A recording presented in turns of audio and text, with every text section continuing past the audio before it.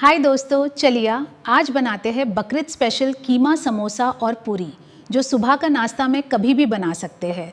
सबसे पहले हम लोग कीमा बना लेते हैं। कीमा के लिए आप चिकन, मटन या बीफ यानी मिथुन, औद, बुल, ऑक्स और बफालो का यूज़ कर सकते हैं। समोसा के लिए आप आटा सान लें और उसे अच्छी तरह प्रिपेयर कर लें।